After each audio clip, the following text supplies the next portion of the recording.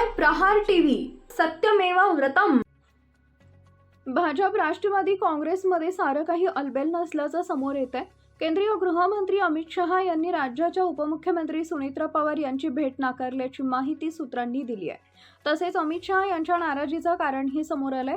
प्रशांत किशोर यांच्या एंट्रीनं भाजप आणि राष्ट्रवादीमध्ये मिठाचा खडा पडला असल्याच्या चर्चा राजकीय वर्तुळात रंगल्या आहेत। अमित शहा यांनी काल सुनेत्रा पवारांना भेट नाकारल्याची माहिती सूत्रांनी दिली आहे। अमित शहांनी भेट नाकारल्यानं सुनेत्रा पवार पुण्याला गेल्याचीही चर्चा रंगली आहे।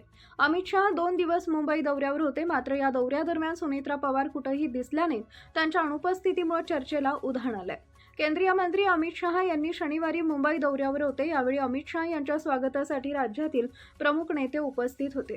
मुख्यमंत्री देवेंद्र फडणवीस, उपमुख्यमंत्री एकनाथ शिंदे आणि इतर महत्त्वाचे मंत्री उपस्थित होते। तसेच मुख्यमंत्री देवेंद्र फडणवीस यांच्यासह एकनाथ शिंदे, अमित शहा यांच्या मुंबईतील कार्यक्रमावेळी दिसून आले होते।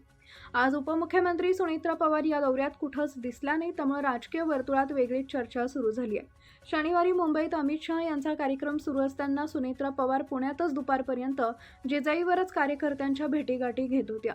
सुनेत्रा पवार शनिवारी अनुपस्थित असल्यानं वेगवेगळे तर्कवितर्क लढवले जात आहेत। प्रशांत किशोर यांच्या भेटीगाठीची किनार या विषयाला जोडली जाते। प्रशांत किशोर हे भाजपला हरवून बिहारमध्ये आमदार बनले, त्यामुळे प्रशांत किशोर यांची राष्ट्रवादीनं राजकीय रणनीतिकार म्हणून नियुक्ती केल्यानं अमित शहा नाराज असल्याची चर्चा रंगली आहे।